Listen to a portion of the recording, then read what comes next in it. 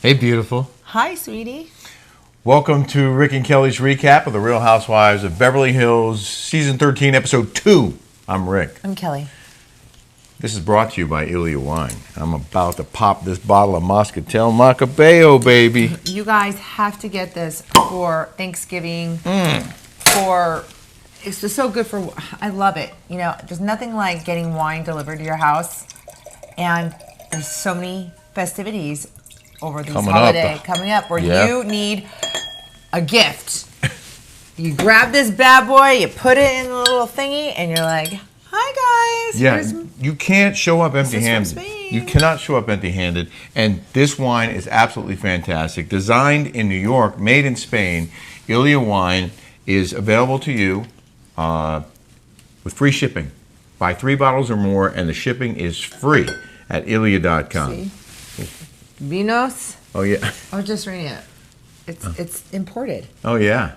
And it's From absolutely Spain. delicious. Cheers, my love. Yeah, cheers. And So- Layla Joy Williams is the creator of this. She is a African-American beautiful lady that supports us.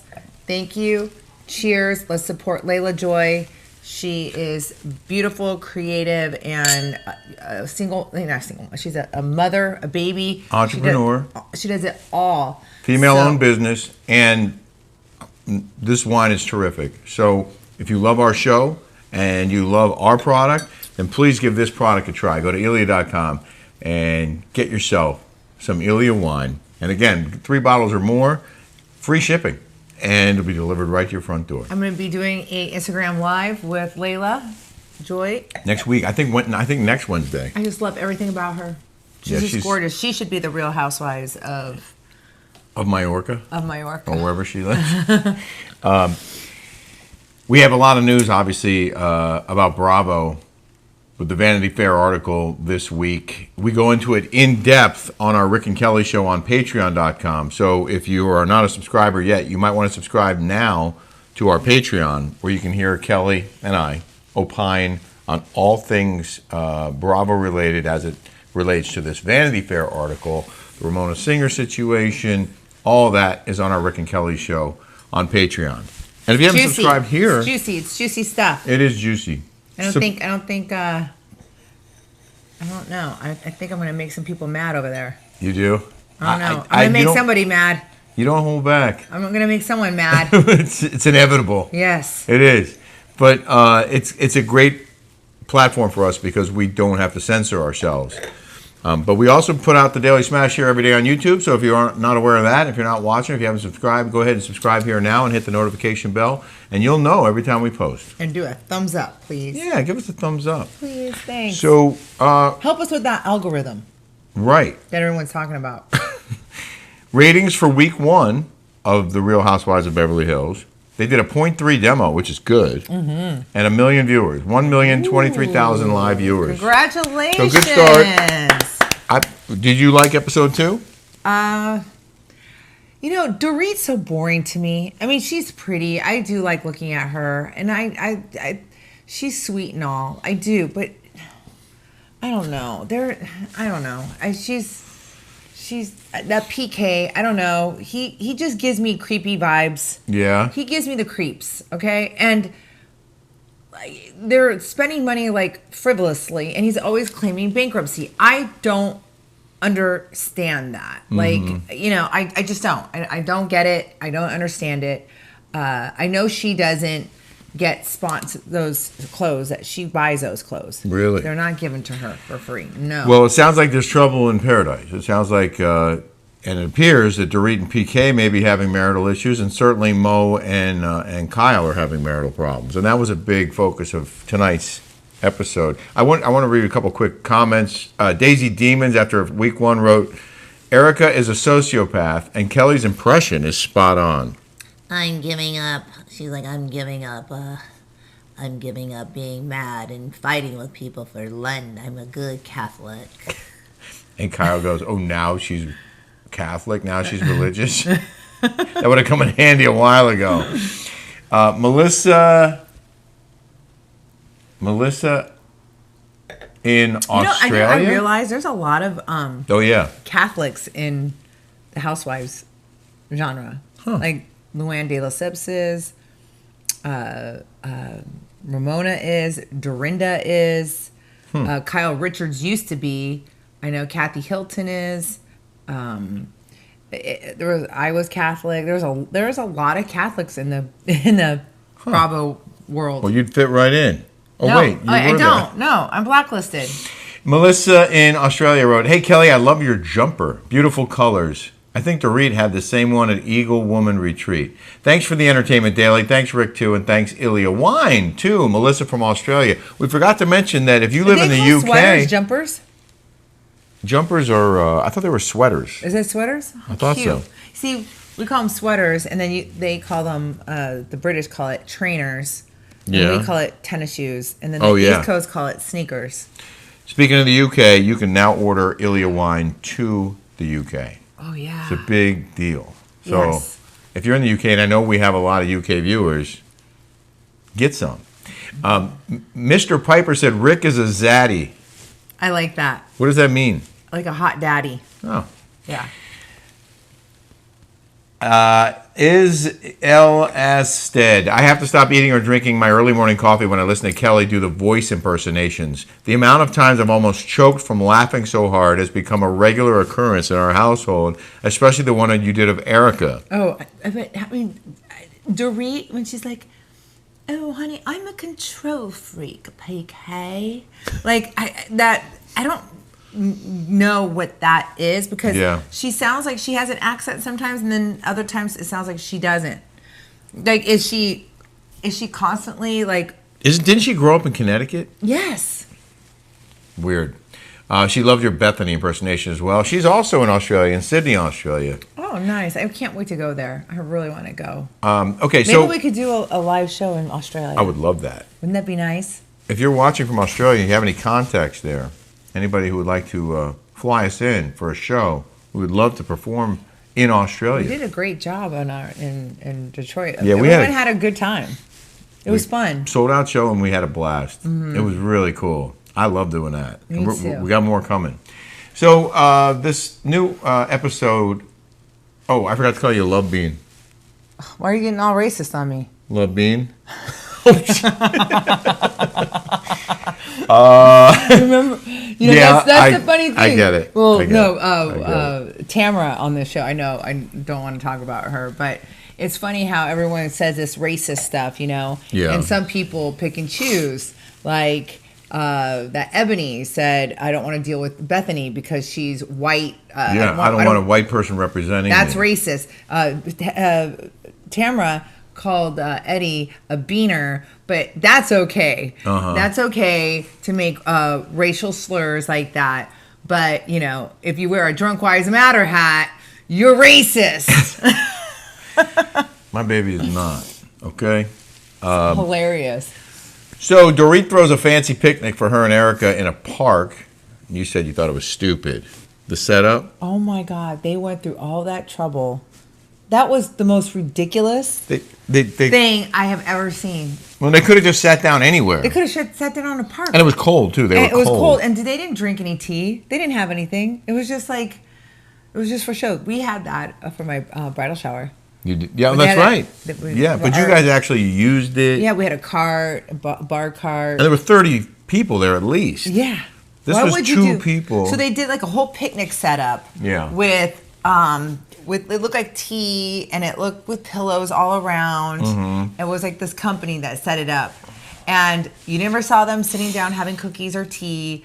They put this thing in the middle of the Beverly Hills Park, and they barely used it. It looked ridiculous. Well, the whole point of that was for Dorit to talk to Erika about how she was hurt by what Erika said at BravoCon about Dorit and PK's relationship, and it came at a bad time, and she should have led with an apology.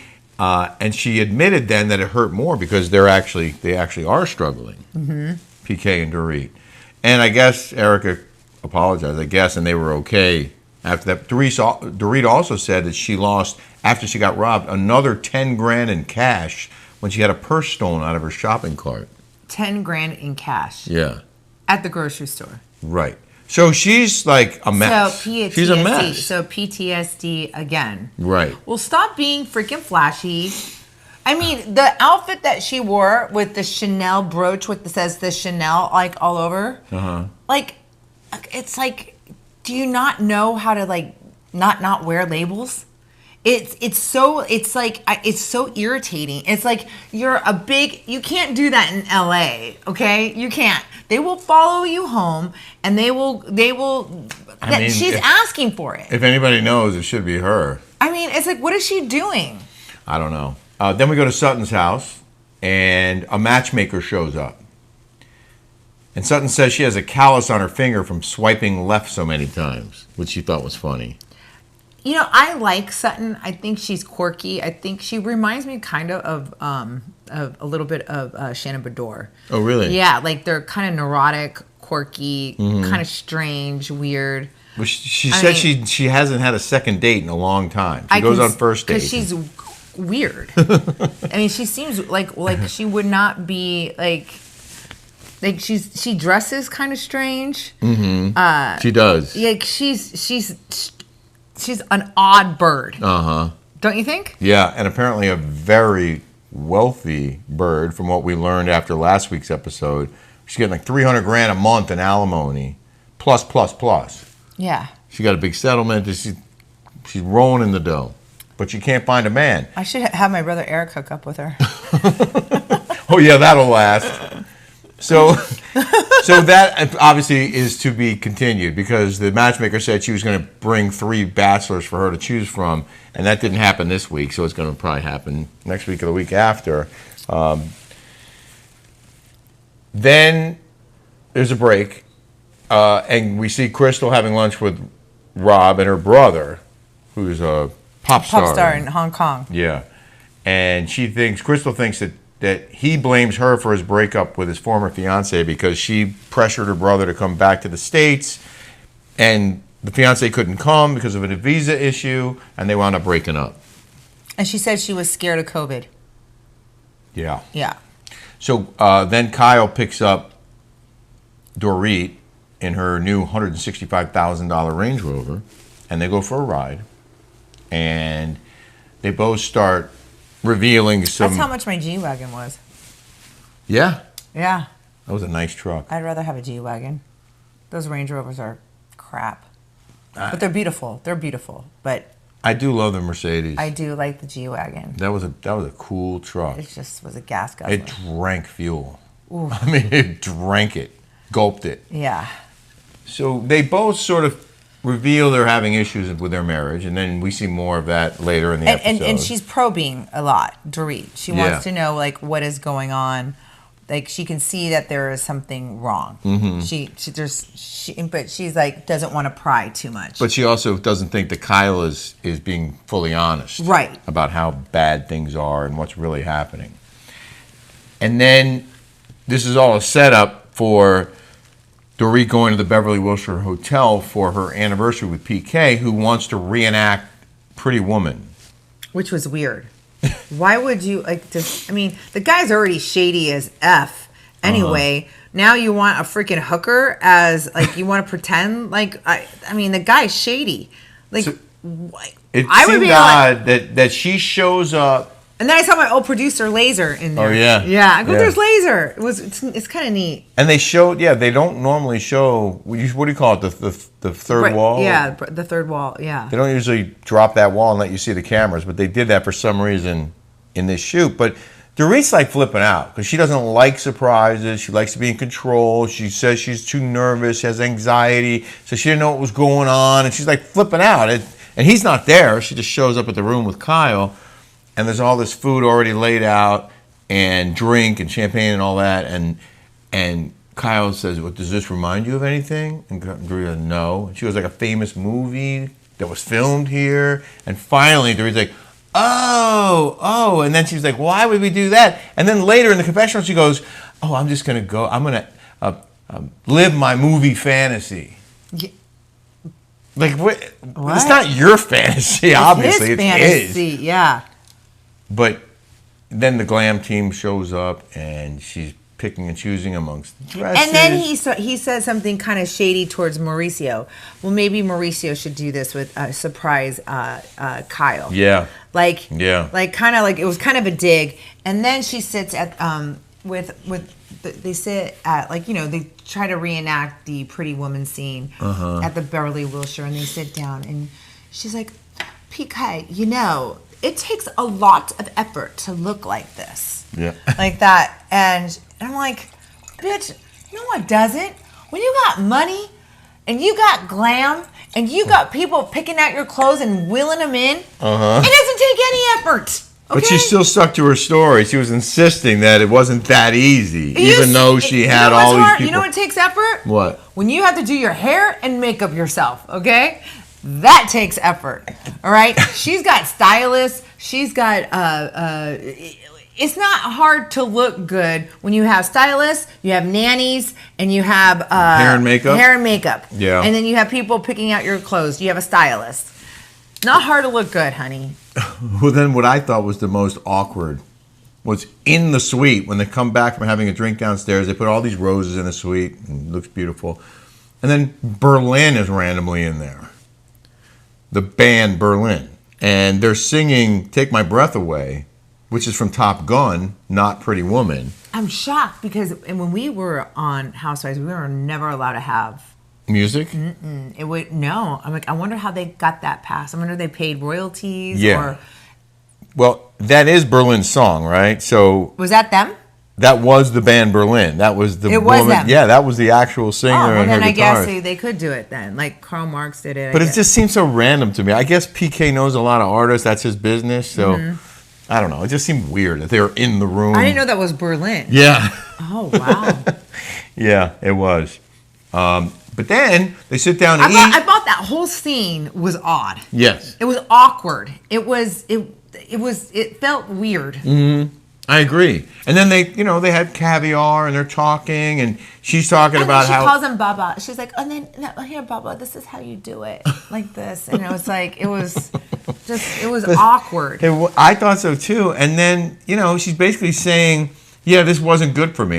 This isn't fun for me because I didn't get to pick out my own clothes. And I don't like surprises, and it freaked me out. And she had to call her kids, and the whole thing was basically like a fail. Mm-hmm. And he was like, "Oh, I won't surprise you anymore." But she doesn't like surprises. She seems like a handful, if you will. She seems very, very difficult. He said that she complains about her anxiety, and he says he's having a hard time understanding it. Right. Well, I think she's just one of those complainers. She seems like a yenta. Sorry, is that racist? Yes. No. And then we move on to the other. Or a Jap. That might be racist. Is it?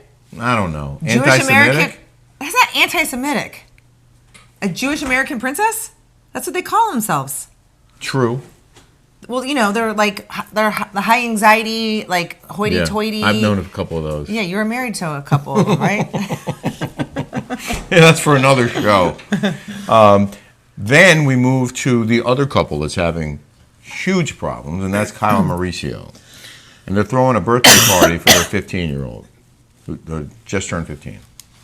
And he's stressed. They're not getting along. And then Mauricio's mom asks Kyle if she's okay and if she and Mauricio are having problems. I'm shocked that they let the mom on there because the mom is a big, huge Trumper. Oh, really? Mauricio's mom's a big Trumper. Big. Don't tell Bravo. They know. She won't be on again. But Kyle was taken aback, like his mom's asking me, but I guess there were already headlines about them having problems. So the mom straight up asked her. Estelle's really good friends with Patrick and Paul. Oh, she is? Yeah. She watches their dog. And then Kyle, for some reason, tells his mom that he has a tattoo. She tells her that she has tattoos, and she says, oh, did you know your son has a tattoo? Again, Mauricio's mom's very, very conservative. She's Jewish. And when you are Jewish, you are not supposed to have at all any tattoos. You're not. Because you're not supposed to be buried in a Jewish cemetery if you have tattoos. Right. That's like a weird rule. Why is that a weird? I You're think not it's supposed to weird. mark your body. Well, Your body is your temple. You're Okay. You're not supposed to mark it up. but if you had a tattoo, you'd be able to be buried in a Catholic cemetery. It is against, isn't it? Yeah, it is. But it's against, isn't it? But they don't prevent you from being buried in a cemetery. No. The best Curb Your Enthusiasm ever is when his mom was buried in because she had a tattoo Oh, really? in the where all the degenerates go. But you can didn't see still that get one. buried in the Jewish cemetery. It's just not with the ones that are going to go to heaven. They put you in like in a back corner. I don't know. I don't know either. I'm I'm sorry. I'm sorry. I don't know. You're the Jewish one here. But then, when Mauricio finds out that Kyle told his mom that he has a tattoo, he was pissed. And he's at the dinner table, and she tries to bring it up. He's like, I don't want to talk about this now. I don't want to talk about this at the table. I don't want to have this conversation. And they're at the table, and it looks like everyone's listening, and it's really uncomfortable. And Rick goes, well, she sold him down the river. Yeah. Like, she kind of, like, did it. It was kind of like when you're a brother and sister, and you're, like, kind of poking at each other, right? Well, this came on the heels of the end of last week's episode when she was basically telling him, F off, I'll get as many tattoos as I want. Right. Now she's telling his mom that he has one, and she has multiples, and I don't know, it did feel like she was messing with him. Mom, are you going to eat that pork chop? I'm not going to eat it. I'm going to save it for Joey. Oh, she probably already ate over there. I know, but still. I'm gonna Well, save it. okay. Okay. So then the final segment, Kelly's mom, Bobby, is here, and she's cooking. And she just they're making potatoes, Bobby's famous potatoes. That's on this coming week's Patreon, next week. So if you sign up for Patreon, It's You'll get the to best. see- My mom's been making this since I was a little kid, and she makes it for every holiday, and it's a wow, and it's easy, and you'll make it forever for the Yeah. rest of your life. that's cool. I can't wait to eat it because we're having them tonight, those potatoes. So the final block is the ladies pack for Vegas, and then they all go to the private terminal at whatever airport that was, and the MGM jet is there. They didn't say that, so this is a little tidbit that I know that people out there don't. So MGM bought Evolution. That plane that they were in, we were in that plane. That's an MGM. Kelly and I flew on that That's jet. an MGM plane. Yeah. And the mansions is part of where they were at. They went to resorts, the new resorts hotel. Oh, the new resorts. That's where but their suite was in. But that's MGM owns But yeah, it. MGM owns it. Right. But when we went with George Argyros Jr. And he was a high roller. MGM owns everything there. They own Yeah. Bellagio. They own everything. So they'll send the jet for the for whales. for the whales. But they also sent it for the TV show. But I love how they go, thanks, Kyle, for the plane. Yeah. She didn't pay for the Had plane. nothing to do with Had it. nothing to do with the plane. I mean- And you think that she's going to spend that much money for Crystal's Minkoff's birthday? Yeah, no. So they check into this beautiful 15,000 square foot suite that was like the one we stayed at At the with George. mansions, At the yeah. mansions, yeah. And then they just go to the coming attractions, which shows Sutton freaking out at the Magic Mike show when Erika gets on stage and is being straddled by some male dancers. And It reminded me of Mr. Mom. Remember Mr. Mom when they go to the strip bar? And then she's going up there and she starts dancing. I don't remember that scene for some reason. It is one of my favorite movies of all time, But Mr. Mom. I couldn't figure out why Sutton was so mad about Erika being on stage with some dancers when she knew they were going to a strip club, a male review, whatever you want to call it. My mom goes, that's like going to a comedy club and getting offended by a joke. Yeah, that was a very good analogy, Bobby. Yeah. Very Good good job. analogy. So that's for next week. Next week. Oh, no, then they go, oh, and look at the cars. Yeah. Like, oh, we got Phantoms. Those Phantoms are MGM. If Right. you see the little emblem, it's got the little lion like on there. That is all MGM. It's so So, funny though, right? it was all How provided by MGM. in exchange for being featured on this TV show. Why don't they do that for Orange County? We have the same production. Yeah, I don't Evolution's know. our production. I don't know. Why don't they do that? Maybe because the ratings aren't as strong. Yeah. They know not as many people are going to see it. Yeah, exactly. We will be in Florida next week, but we're going to continue doing our recaps, and we'll do one from the road next week. So we hope you'll come back for that. And don't forget to get your Ilya wine. Ilya.com. Cheers. Cheers, my love. Go get some. Have a great week, everybody.